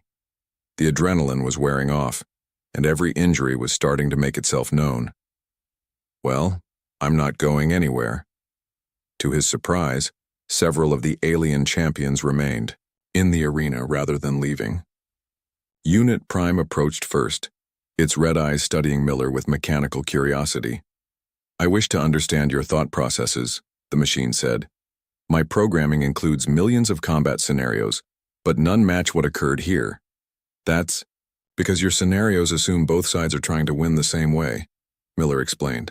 But I wasn't trying to beat you at your own game. I was trying to change the game entirely. Priest Kale knelt down to bring himself closer to Miller's eye level. Your mind produces too many contradictory thoughts for me to read clearly. Is this intentional? Miller laughed despite his exhaustion. In a way, yeah. Human minds aren't designed for efficiency like yours. We're designed for survival. That means always having backup plans, multiple ways of looking at problems, and the ability to change our minds quickly when circumstances change. Chaos thinking, observed the Wisp champion. Adaptive thinking, Miller corrected. When you're mortal, when you know you can die at any moment, your brain learns to consider every possibility. You can't afford to be wrong. Queen Nala's swarm gathered nearby, their compound eyes reflecting the arena lights. Your species fights itself constantly. This seems inefficient. It is, Miller agreed. It's also educational. Every war teaches us new ways to fight. Every enemy teaches us new tactics. Humans have been learning from each other's mistakes for thousands of years. General Stone sat down with a thud that shook the arena floor. We have not fought true wars in millennia. We had forgotten that conflict could be instructive. Conflict is the best teacher, Miller said. It forces you to innovate, to adapt, to find solutions you never would have considered in peacetime. Alex landed nearby, his massive wings folding against his body. But surely this constant warfare makes your species unstable, violent? Miller considered this carefully. It makes us dangerous, yeah, but it also makes us survivors. Every human alive today is descended from thousands of generations of people who refused to give up, who found ways to keep going when everything looked hopeless. The path of death, said Dark, his shadow form solidifying as he spoke. You mentioned this term before. Every human walks the path of death from the moment they're born, Miller explained. We know we're going to die. We know life is fragile. So we learn to make the most of the time we have. We learn to fight for what matters, even when the odds are impossible. Root's wooden face creaked as he formed an expression that might have been understanding. Other species conquered death long ago. We forgot what it taught. Death teaches you to value life, Miller said. It teaches you that nothing is guaranteed, so you better fight for what you want. It teaches you that the only real failure is giving up. Heavy nodded slowly, the space around him bending slightly with his gravitational field. We have lived so long without real threats that we forgot how to truly struggle. The conversation was interrupted by the return of Coordinator Zix. The Galactic Council has reached a decision, the hologram announced. The arena fell silent. Even the crowd in the viewing galleries stopped their discussions to listen. Council Leader Thane will deliver the verdict personally, Zix continued. The ancient reptilian leader materialized in the arena, his massive form dominating the space. His yellow eyes surveyed the scene, the damaged arena, the defeated champions, and the small human sitting calmly among beings who could crush him without effort. In 10,000 years of galactic governance, Thane began, his voice carrying the authority of ages, we have never witnessed such a trial. Captain Miller of Earth has not merely defeated our champions, he has taught us something we had forgotten. The crowd leaned forward, hanging on every word. We have grown complacent, Thane continued. In achieving technological superiority, psychic mastery, and biological perfection, we lost the ability to adapt, to improvise, to fight when victory seems impossible. We forgot that true strength comes not from never failing, but from refusing to stay down when you fall. Miller felt his heart racing as he waited for the verdict. The Galactic Council hereby declares that humanity has not only passed the trial of supremacy, but has exceeded all expectations. You are granted full membership in the galactic community. The crowd erupted in cheers, but Thane was not finished. Furthermore, the ancient leader continued, we formally request that humanity provide military advisors to help other species relearn the arts of adaptive warfare and strategic thinking. Miller blinked in surprise. You want us to teach you how to fight? We want you to teach us how to survive, Thane corrected. How to think like prey that refuses to be eaten. How to find victory when all logic says defeat is certain. Unit Prime stepped forward. I request to study human military tactics. My programming requires updating. As do we all, admitted Priest Kale. Our psychic abilities made us overconfident. We need to learn unpredictability. One by one, the other champions expressed similar requests. They wanted to understand how a species that had spent millennia fighting itself had become the most effective warriors in the galaxy. There's one condition, Miller said, struggling to his feet. The arena fell silent again. We're not interested in conquering anyone or starting wars. We'll teach you what we know, but only for defense. Only to help you protect yourselves if someone truly dangerous shows up. Thane's reptilian features formed what might have been a smile. Agreed, though I suspect that after today, there are very few species in the galaxy foolish enough to threaten us. As medical personnel arrived to tend to Miller's injuries, he looked around at the alien champions who had become his unexpected students. They were no longer looking at him as a primitive creature to be defeated, but as a teacher who had shown them truths they had forgotten. So what's the first lesson? Asked Captain Mark, water swirling around him as his protective sphere reformed. Miller grinned, wincing as the movement pulled at his split lip. Lesson 1. Never assume you know how your enemy thinks. Lesson 2. The most dangerous opponent is the one with nothing left to lose. And Lesson 3. When you're fighting for survival, there's no such thing as fighting dirty. And Lesson 4? Prompted Captain Freeze. Miller looked up at the thousands of alien faces in the viewing galleries, then back at the champions surrounding him. Lesson 4. We didn't win because we're better. We won because we're used to losing, and we've learned how to lose forward. As the medical team helped Miller toward the arena exit, the crowd rose to their feet in one final gesture of respect. The human who had walked into the arena as the representative of a primitive species was leaving as the teacher of an entire galaxy. Station Nexus was quickly converted into the first human galactic military academy. Over the following months, representatives from hundreds of species arrived to learn the chaotic, adaptive, survival-based fighting methods that humans had developed over millennia of conflict. And in the archives of the Galactic Council, a new law was written. Never underestimate a species that has learned to thrive in the face of extinction, for they possess the most dangerous weapon in the universe, the refusal to accept defeat. The path of death, it turned out, led not to destruction but to a strength that could only be earned through accepting mortality and choosing to fight anyway. And the galaxy would never be the same.